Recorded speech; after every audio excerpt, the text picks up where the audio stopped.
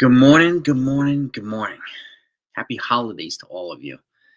Whatever you celebrate, may it be merry, may it be happy. I wish you all the best. Today, I want to talk about, we're going to keep it short and sweet for the most part. Okay, we're going to continue with the series that we're doing. We're going to talk about workouts that'll help you break to run sub 17 in the 5K and sub 18 in the 5K. Okay, 5K workouts, but ones that are also going to help your mile, your 3K, your 2 mile, and so on. Why is that important? Well, if you have a well-balanced training program, then you can tap into other areas where you may not realize that you're either a little behind in or your athletes are a little behind in. Okay, that's the point of it, right? If you're training VO2 max and speed and race pace and so on, then it makes you more versatile. Okay. If you're a miler, you want to be able to step up to the 2 mile and the 3K and step down to the 4x, right? You're a 5K runner, you also want to be able to step down to the shorter distances or even step up like you might like you do in cross country, whether it's 6K or 8K, even 10K. So strength and speed, okay, and VO2 max, they're all important complements to each other. And if you train all the systems on a consistent basis, you put yourself in this position to succeed all the time. Okay, now if it's your first time here, welcome. If you're a coach or an athlete, as always, I ask you to do two things: hit the like button if you enjoy the content. Make sure you subscribe to the channel. That way you don't miss anything. And at any point in time, if you have questions, since we're live, always put them right in the comments and I answer them live time. Okay. If you have questions of a more detailed nature, you want to discuss training and so on and so forth, offline, my email is blackbeltrunningcoach@gmail.com. Okay. I'm going to put this on the screen. blackbeltrunningcoach@gmail.com. Okay. This is my email. I'm going to put it right on the screen. All right. For those that don't know, and I do respond to emails, and I'm here to help as many people as I can. And again, not only do I have an account here, my goal here is to get to 10,000 subscribers in 2026. So your support's always greatly appreciated. And I'm looking to get to 20,000 on TikTok. Access to Coach is my TikTok account. I do content on there as well. So make sure you follow me, subscribe to me to this channel, and please, if you follow TikTok, make sure you follow that account on TikTok. You'll get a lot of valuable training insight, and you'll have access to me in 2 different platforms. Okay, and I mean direct access to me. I want you to know that you have a coach that you can reach out to that will actually get back to you. Okay, and try to be as constructive and helpful as I possibly can. Now, let's get right into this. Okay, if you have questions along the way, ask them right in the comments. Okay, we're going to talk about sub 17 first. Okay, and again, this can apply to college girls, college boys, high school boys, high school girls, college men, college women. Okay, it doesn't really matter. It applies to everybody. It depends on where you're at, where your athletes are at. Okay, as always, a good warm up, good drills and strides, and so on. Okay, and for the longer workouts, if you haven't heard me say this, a couple of transition 200, 2 to 3 times 200 at the goal pace of the workout that you're looking to run. That helps you find the pace before the workout starts. Puts you 2 steps ahead. Okay, so the workout here, number 1 is 7 to 8 times 1200. Okay, at 4:13 to 4:14 with a 2-minute recovery. This is 10K pace. Okay, in order to run good 5K, you need to be able to step up and be strong enough. And again, if you're in college, you happen to run 8K and 10K, this is a good workout for you. Okay, you don't necessarily have to do that at the high school level. Workout 2 is a 20 to 25-minute tempo run at 6 minutes to 6:02 per mile. These are the appropriate paces based on a sub 17 5K. When I say sub 17, at the worst, I'm looking 16:55. I'm not looking at 16:59.8. I'm looking at several seconds underneath it. That way, if you do happen to have an off day, you still get under 17 if that's the goal, right? So 20 to 25-minute tempo, 6 minutes to 6:02 per mile. You do a couple of 200s before that in 44 to 45 seconds helps you find the pace. 200-meter jog after the 200s. That's up to you to decide when you want to do those. I found them to be very, very helpful. I use them on my athletes on a regular basis with a lot of success.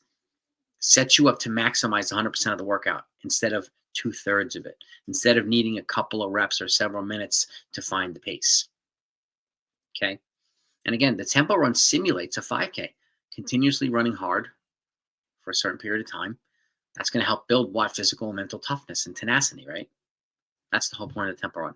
But also makes it easier to step up to the longer stuff, step down to the shorter stuff. And tempo runs and threshold work are some of the equalizers at VO2 max training that help you drop chunks of time in the 5K, the 3K, the 2 mile, the mile, and so on. So that's workout 2. Workout 3 is 6 times an 800 with a 2-minute recovery. At 242, you progress down to 235. That's 5K pace down to 3K pace. Okay, you build towards this. And again, these volumes here are generally end volumes. So if you can't go out and run that amount of 1200s right out the gate, that's okay. If you can't do that tempo, that's okay. If you can't do that amount of 800s right now, that's okay. You build towards that. I've got videos on this channel that talk about how to build that tempo to 20 to 25 minutes in pieces if you can't do it now. At the goal pace, you're looking to run. Instead of trying to get out the door, hang on it for dear life, and then fall apart at a certain point. That doesn't need to happen. Okay? So workout 3 is 6 times an 800 from 5K pace down to 3K pace. Okay? And again, you can do a couple of transition 200s in the beginning if you like. Workout 4, warm-up drills and strides. Okay? 2-mile tempo at the same pace above, 6 minutes to 602 per mile. This is an abbreviated tempo and adding some race-specific stuff on the back end of it. This is a good mid-season, late-season workout as well. And it's up to you to decide where these workouts are appropriate in the training. And again, like if you have questions, put them right in the comments. I'll answer them live time.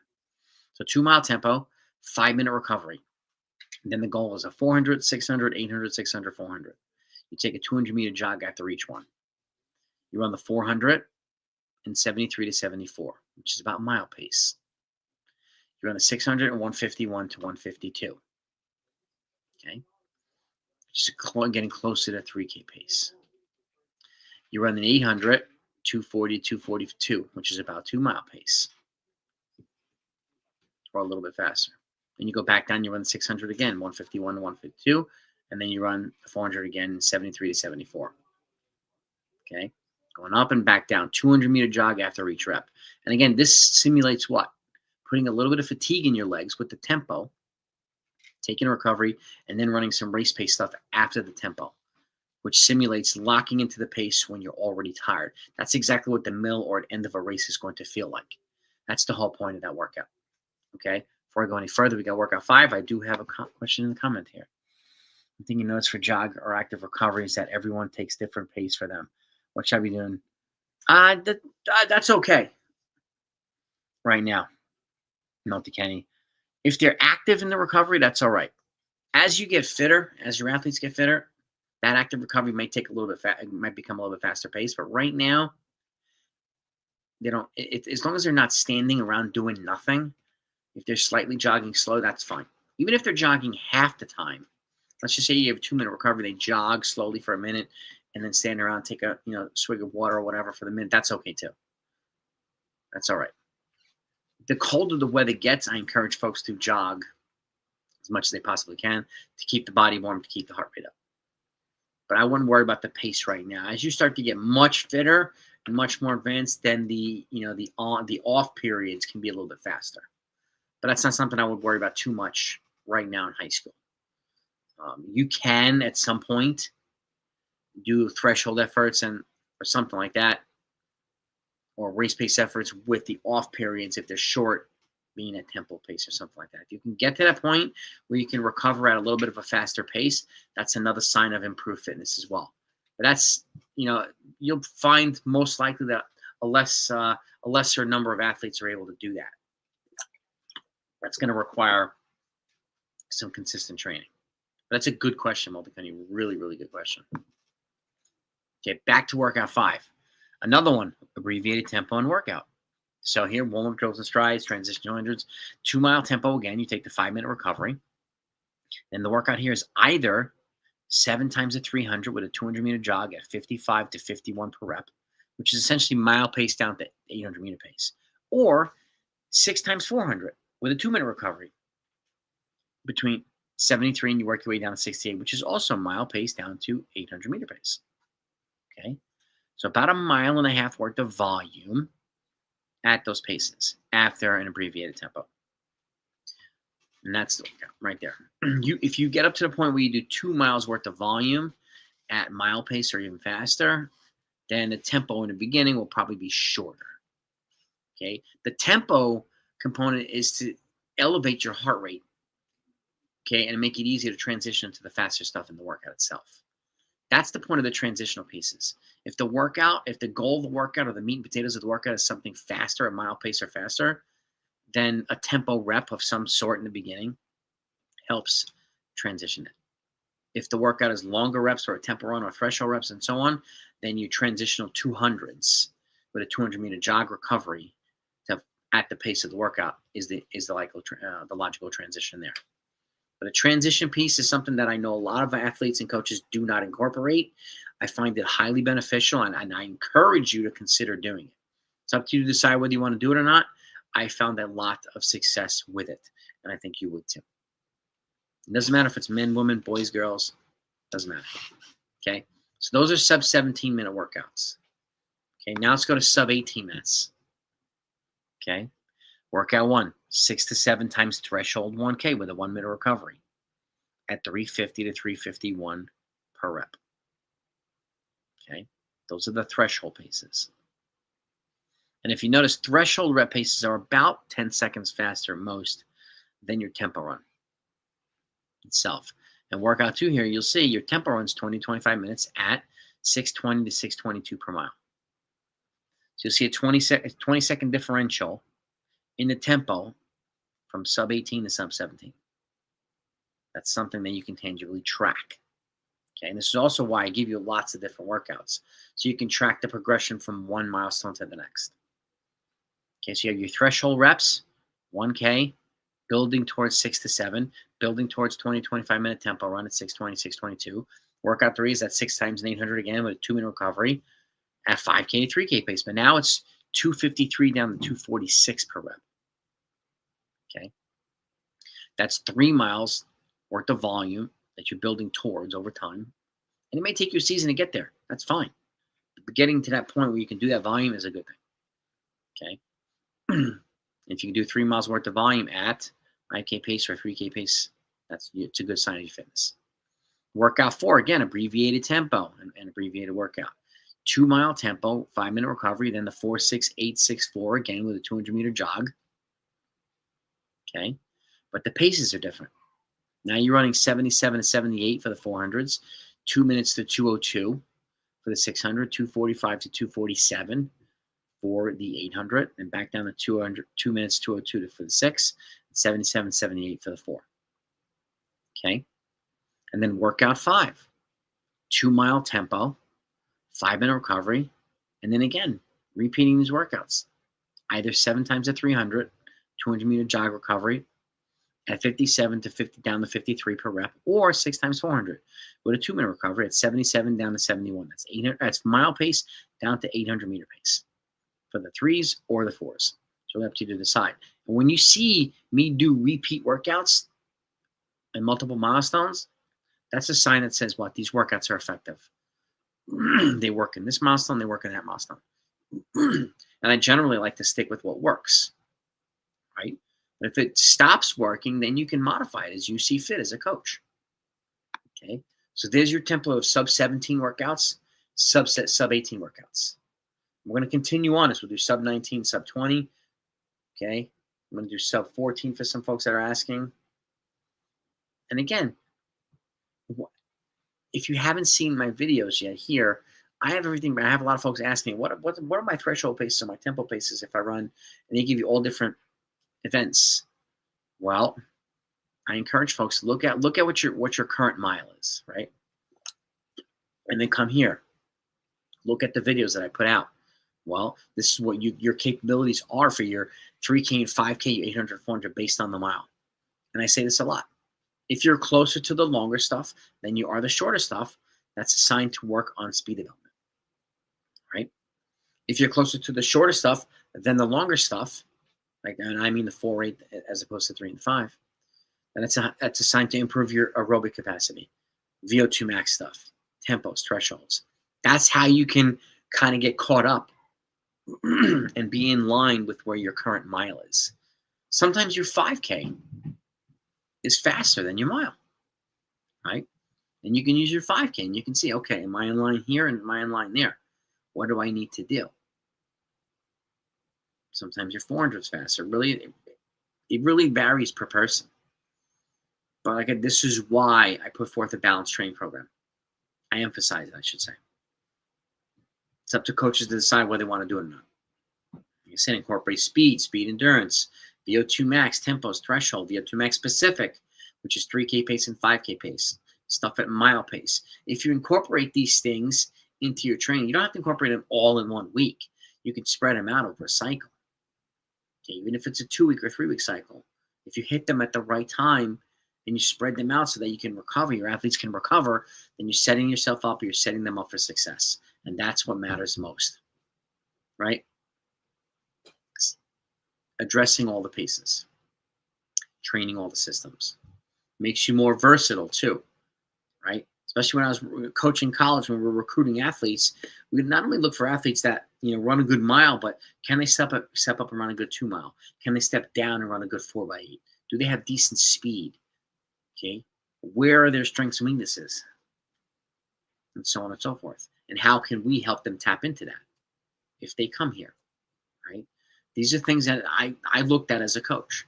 How can we enhance this area and that area? Because you start to enhance the other areas without ignoring other components of your development, then you're setting your athletes up for success.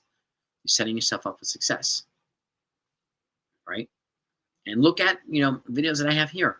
Here's a sample training week. If you're racing, here's a sample training week if you're not racing. And you can see how things are laid out.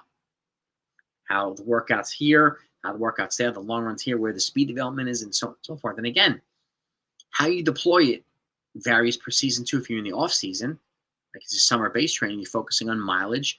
You get to your goal mileage, then you start to add speed development, then you start to add VO2 max, right? That sets you up to be ready to run fast during cross-country season without having done 10 weeks of workouts, right? I say this all the time too. You don't need to be king of the dual meets in cross-country season, okay? I don't want my athletes peaking in October. I want them peaking in November and December when the championships are. So how you set up the training is going to help you dictate that, right? And what you do, how often you race or they race, is going to help dictate that. And this is why I encourage folks to take notes. Go back and look and see, okay, when my athletes ran the best races, this is the training that we did. When we were off, this is what we did. So did we do too much of this? Did we do not enough of that? And so on and so forth. You can go back and check and see. That way you can make tweaks until you get it right. And again, if you get it right for athletes 1 through 5, doesn't mean it's the same thing for 6 through 10. Just breaking it down. Okay, everybody's got different strengths and weaknesses. That's where the individualization of training is so important, right? Another question. Multi-can issues.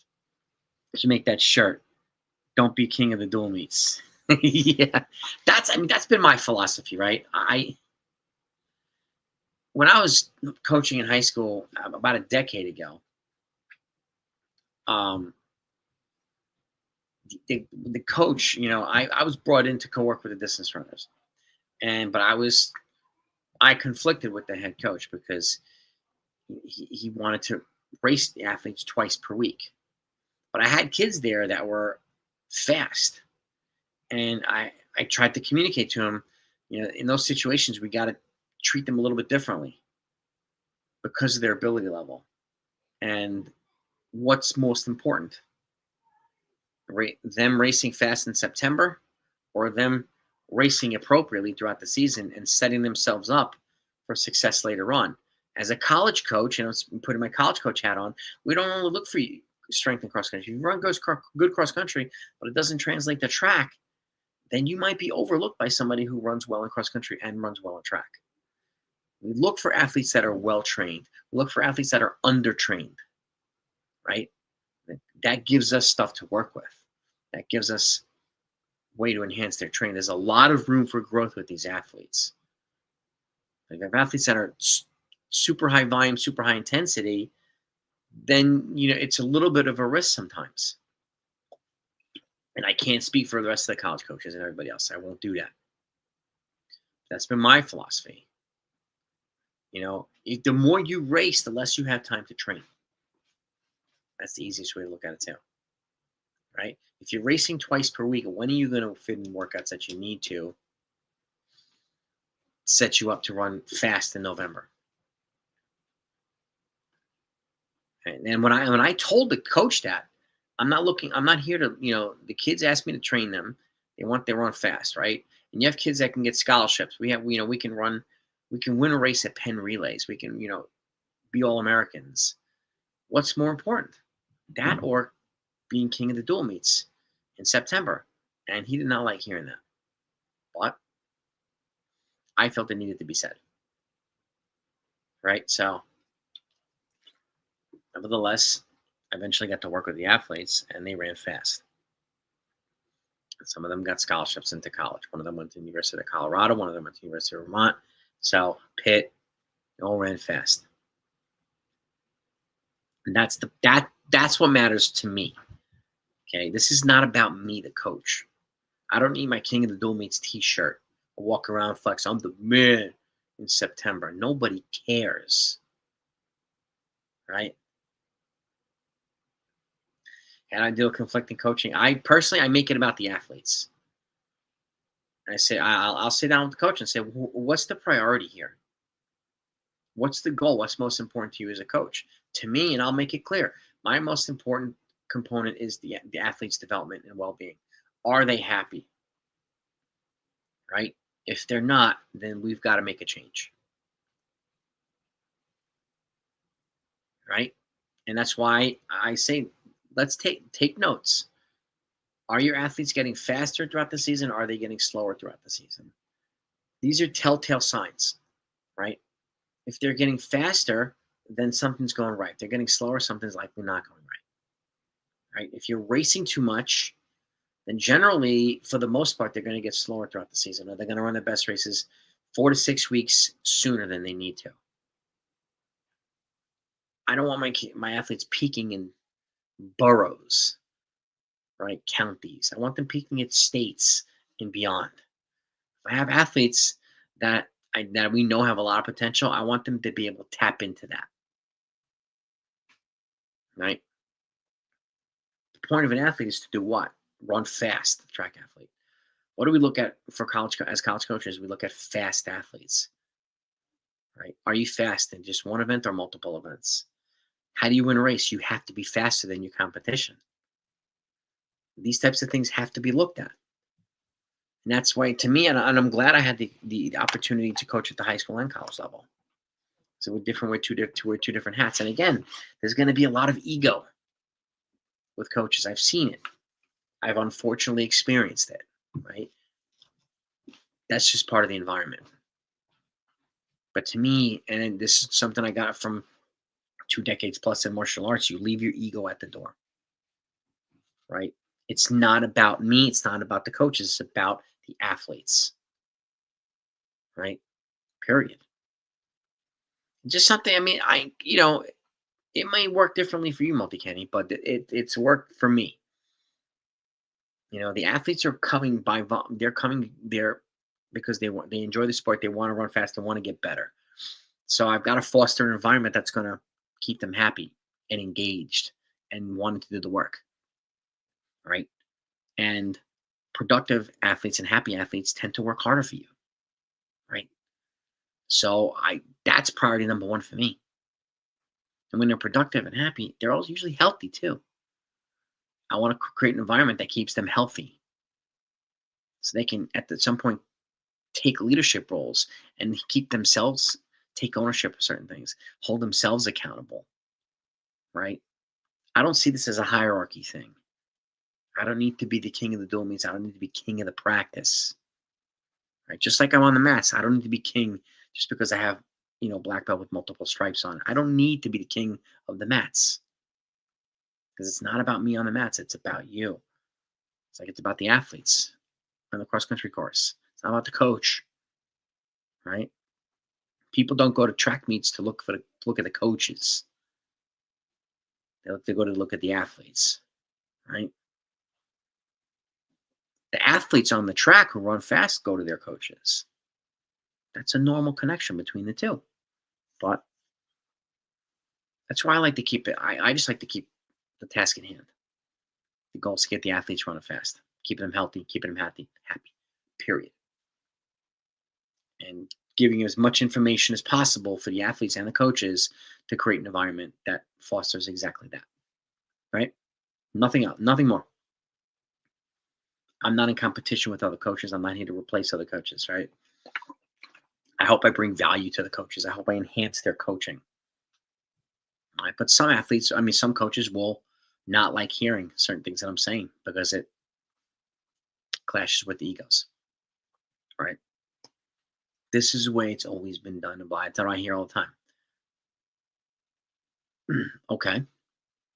Then I'll ask the coach, are your athletes running fast? I'll just be quiet. I'll wait for the answer.